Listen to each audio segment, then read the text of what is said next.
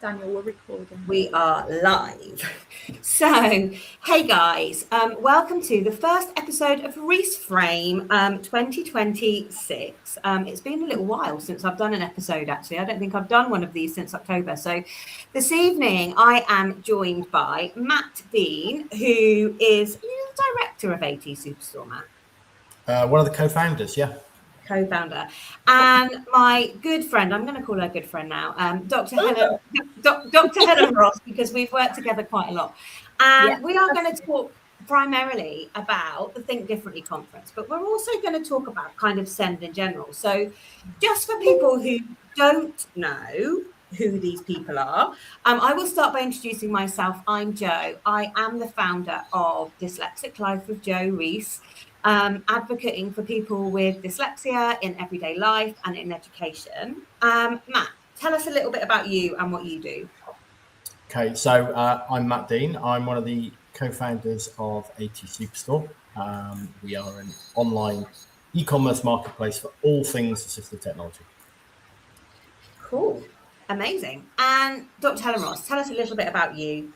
I do I was a SENCO, was a maths and French teacher many years ago. I do dyslexia assessments, dyscalculia assessments, and lots of research and consultancy around the SEN kind of special needs, specific learning difficulty space. And I'm currently fielding a small human in the background, so that is what I'm looking at. If I'm over there, it's because Dee's in the background. All of the plate spinning that we do. So you love a bit of research, don't you, Helen? You are doing something really quite amazing at the moment. Do you want to tell us about your Churchill Fellowship and exactly what that is and how that came about? Okay, so I'm going to in a month I'll have finished nearly. I'm going to Australia in a couple of years. It's in two halves. So my first half is in Australia. I'm going to Melbourne and to Tasmania, and I'm so excited about Tasmania. Every time I say the word, I'm like, "Go to Tasmania, down into the TV from the little cartoon character." I always have that theme song in my head. And then the second half is I'm going to Florida and to San Antonio, and I'm looking at different ways that kids, mainly girls, because girls kind of break between school and uni or school and work. There's not support for girls because it's such a different manifestation of neurodiversity from labs.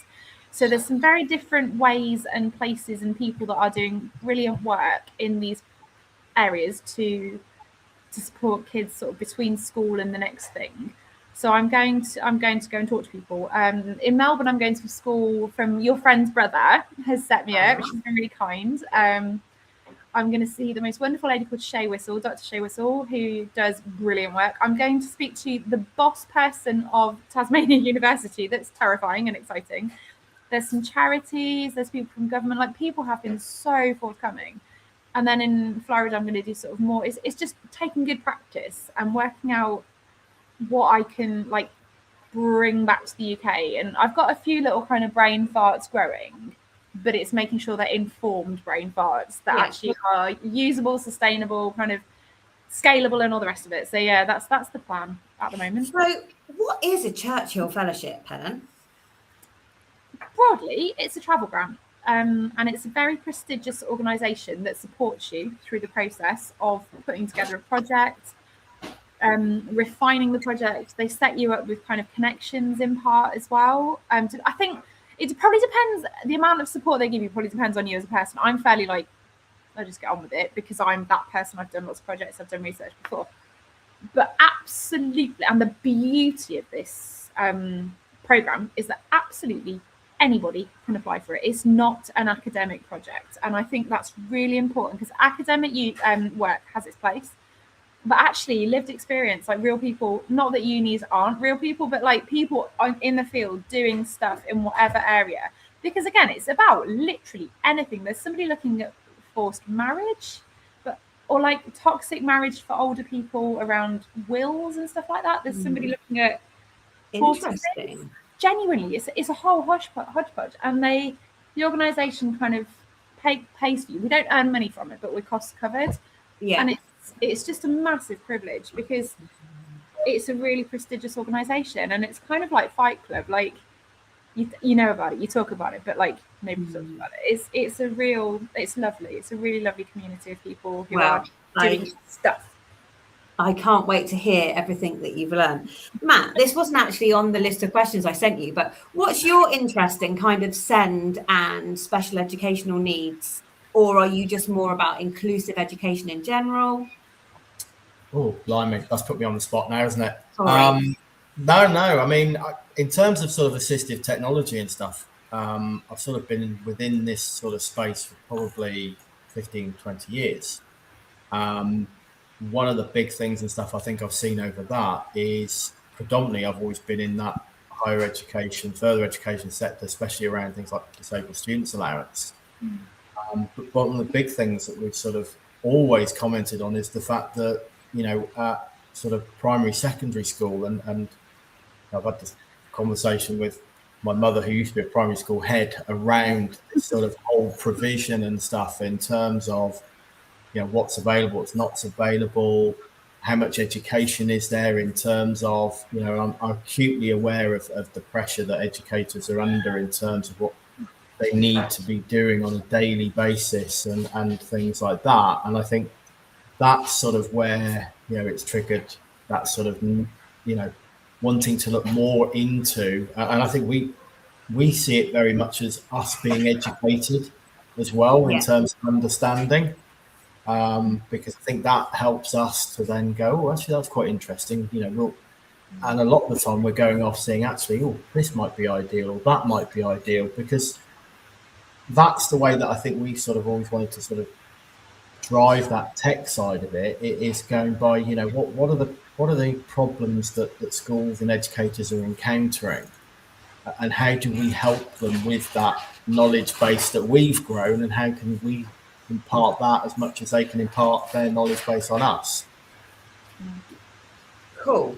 So I'm going to jump ahead to a question that's a bit further ahead. So AT Superstore then, how do you work in terms of, do you represent lots of companies? Are you your own company developing your own tech? Like, how does AT Superstore work?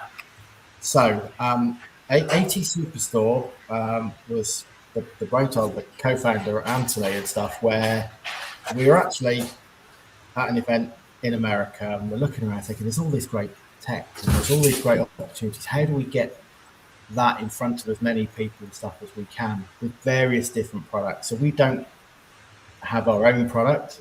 We have I think it's over 240 different products on the site, from software and hardware manufacturers from all over the world.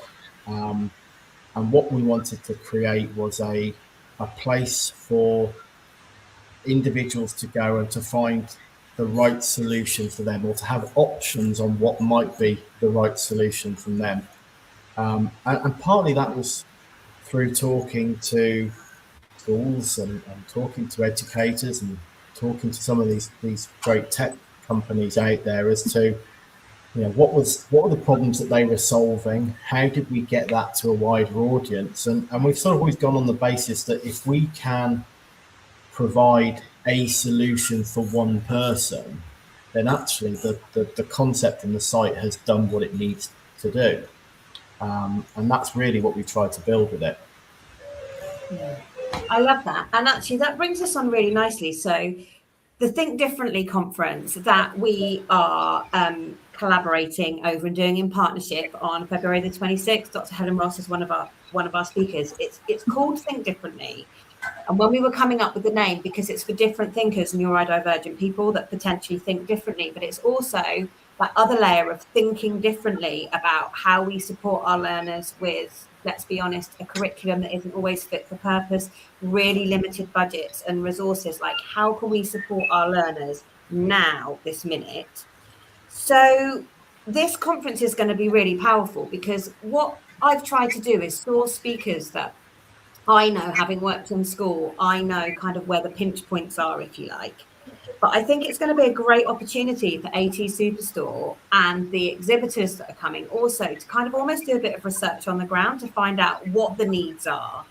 And hopefully you're going to be able to create some solutions, because I know one of the things we've talked about, Matt, and Helen, feel free to chip in, But we tend to think of technology and we tend to think, oh my goodness, that's so expensive. We're not going to have the budget for that. Like, we can't possibly justify all of that money for just 2 students. What would your response to that be, Matt? So this is going to be the sort of the point that I always have conversation with educators about is, you know, the technology is not expensive. You know, that's the first and the primary point, you know, is that I think sometimes people assume in this day and age, you know, when we talk about technology, that's going to be a lot of money. And it really isn't. You know, there are products out there from sort of ranging from sort of 20, 30 pounds. You know, yes, there are some expensive products out there in terms of because of some of the technology. But if we're talking about text-to-speech software, something like that, for an entire primary school or entire secondary school, you know, we have a case of one secondary school where I think the entire school used the software, and it's actually works out in terms of being less than £1 a pupil a year to have that software available to people to use. Now, you know, that's something that we think about what that saves in terms of TA money as well. Like, if you've got a TA that on costs and all is between 18 and 20 quid per hour, times 5 per week, so that's X amount of money. Mental maths. But like, tech can free up people. That's what I always think. You know, if you've got a school that can do that, that you can get the tech to do the stuff that people don't need to do. That's what I think is really powerful about it. 100%. I think the one thing that we are really trying to sort of again get across within this is that it's there to be used alongside. It can be used in conjunction. That there are some real benefits to an inclusive use of this technology. So whereby schools may be, you know, they might be aware of certain pupil with, you know, whether that be dyslexia or let's say dyscalculia, but there might be also pupils within that same classroom that haven't disclosed the disability. They're not, you know, thinking, well, actually, okay, well, and they'll start to use the technology and go, God, that one feature of that one product has suddenly made a big difference to me. Mm-hmm. And actually, I'm now suddenly being able to, you know, I'm not, you know, I'm quite a big visual learner. So, you know, we see a product in particular, a product called Ivy, which will take audio and will create you a transcript, but also create you a visual mind map at the same time. Now, we've got within one software, we potentially for learners got several different ways for them to access that information. Mm. And I think that's the bit that we always want to try and get across, is that there are lots of technologies. I think the great thing, and we are so pleased to be working with you, Joe, on this event and stuff, and also great speakers there and stuff, you know, goes without saying, Helen. So, you know, we're going to be doing this and stuff, and all the other great speakers, you know, lots of Rees and stuff on there as well. And we're going to really do, you know, get exhibitors to be able, people to come and see different types of technology. You know, we've got lots of guys and stuff, and Neuralign, which is a brand new thing and stuff. So it's going to be real chance for everybody to come and have a look at some different stuff, try it, speak to the people behind it, and see if there's a solution that's right. I think the nice thing you've got as well, Joe, the kind of the crowd that you've curated, the speakers you've got. Like, I know Louise really well, I know Sarah really well, I don't know the others so much, but like, you've got such a lovely crowd of people. I know, like, we all really chime with this notion of adaptive teaching. You know, the teacher standards have just changed over. I've written something. This is where I write stuff and I forget what I write because the minute it's out my head. I've written a lot recently around adaptive teaching. I've had various articles.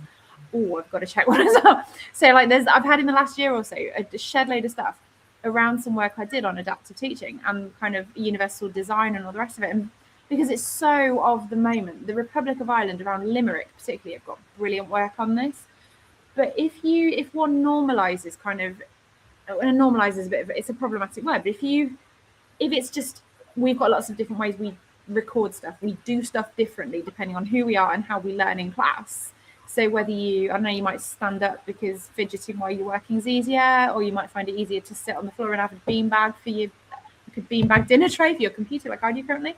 Like there's so many different ways to do stuff. If that's kind of just, we'll do it differently, that mentality kind of makes it freer and easier for when there is somebody who really does need to do something differently.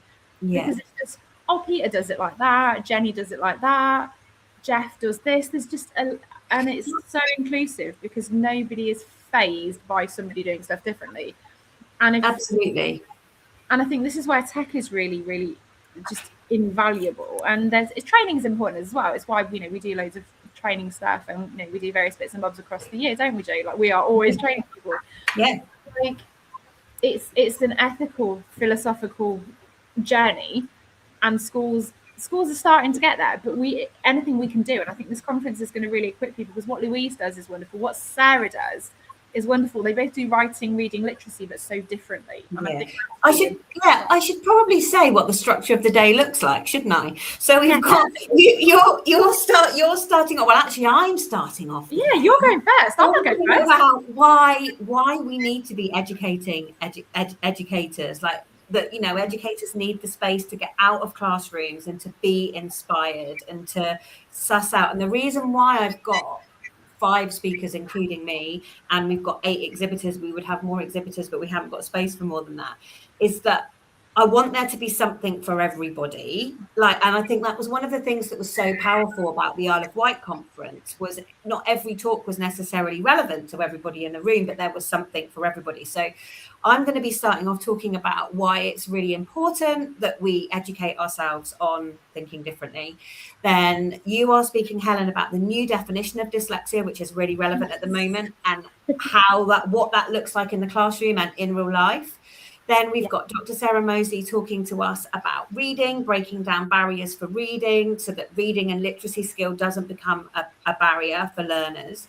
Then we have got the Dragon's Den, the exhibitors Dragon's Den, which is a new thing, which I'm really excited about. So we've got 15 minutes before the roundtable discussion, where I'm going to invite all of the exhibitors to the front, and they are going to have, I think I've worked it out, like 3 minutes per exhibitor, and I'm going to have a timer that they can basically showcase their product and talk about their product and why their product is needed. I thought that would be quite a fun little add-on. Then we're going to have the roundtable discussions, which are always so powerful because they promote that collaboration and connection. We've got roundtables again because I just love the conversations that happen on those roundtables, and the exhibitors are going to be joining those discussions as well, which I think will be fantastic.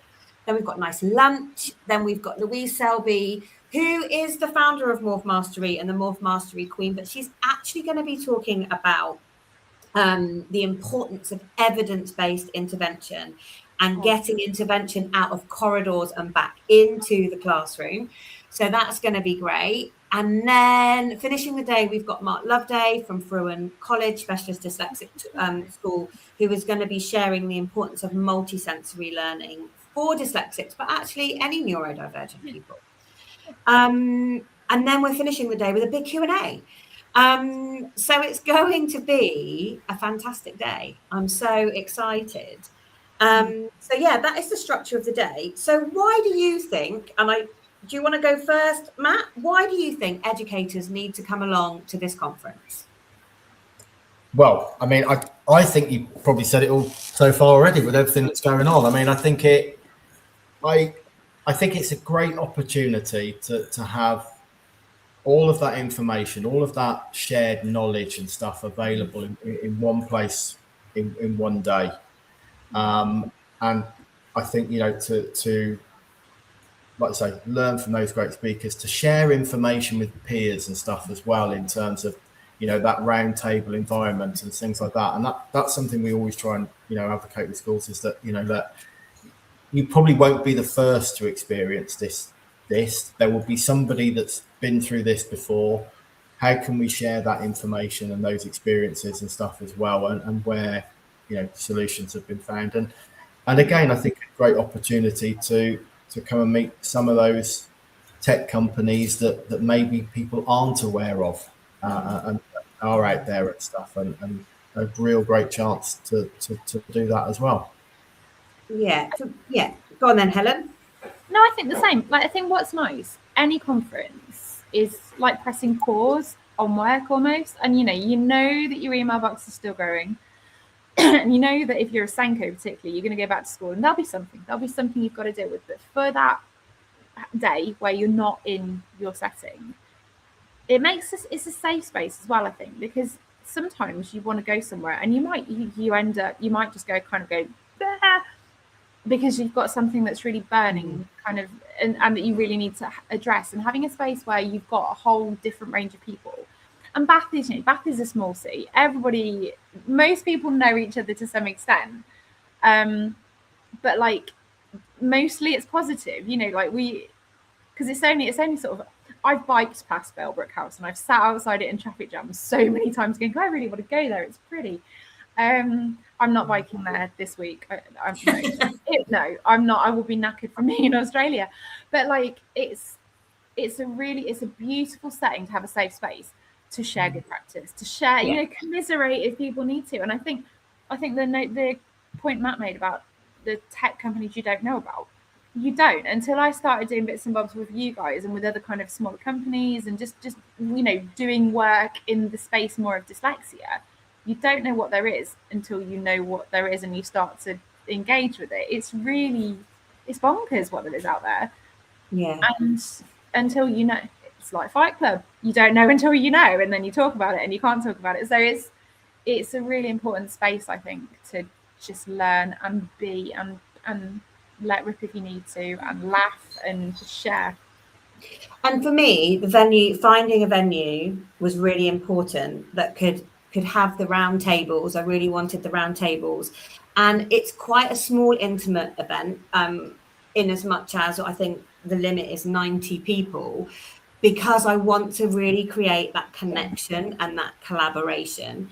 I should also say it's £137 a ticket, and I'll make sure that I put a link to purchase the ticket with this video when it's all gone live and everything as well. But, reach out to any of us. If there's anybody watching and you want to buy a ticket and you can't work out how to do it, just message one of us and we will get you there. But yeah, I think it's going to be a super powerful day. So my last question for both of you before we head off to our evenings is, when I approached you about this conference, you both said yes immediately. Why? Go on, Matt, you go first. I was going to say, how do you want us to answer this? I mean, it was all that, the sort of the constant mailing, the messaging, the general pressure, and probably the same midnight phone calls. the whole lot. Plus, we sort of found ourselves going, well, we're just going to have to say yes to this. But no, I in all honesty, jokes aside, I think the biggest thing for us was obviously one of my colleagues, Kyron, came across to the event on the Isle of Wight and stuff, and was raving about how good it was. Exactly what you're doing there, Joe, and the fact that that we feel there's a real need for this sort of type of event and stuff. We've got aspirations that we're hoping that we can extend this and go to different parts of the country so that educators can have that opportunity to do that as well.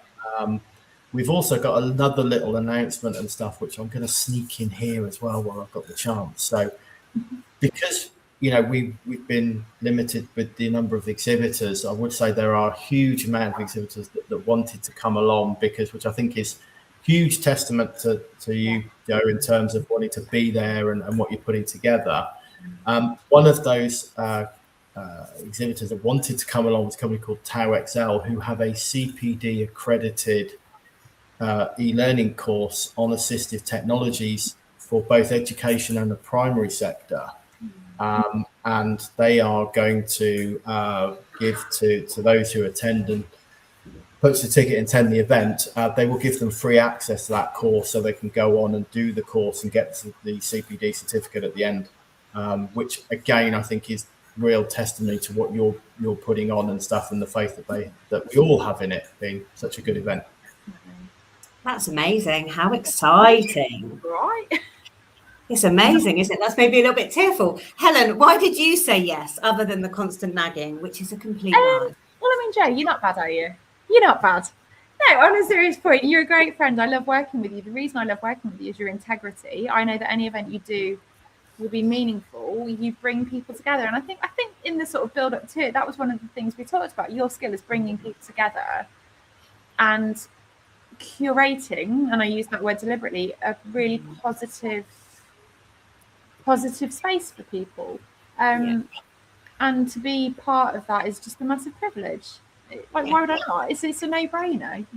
Of course I was going to do it. And I love that all of us involved, right down to the exhibitors, we've all got this real can-do attitude that, you know, it's about looking at what we can change. It is tough out there right now. There's no getting away from it, but we can't use that as an excuse. We need to look at what we can do and what we can change. And I think you're right. I have very intentionally curated a team of people who have got a can-do attitude and have all got very similar mindsets, in as much as, you know, yes, it needs to be an event that's viable, but actually this is about, at the end of the day, improving outcomes for young people in classrooms.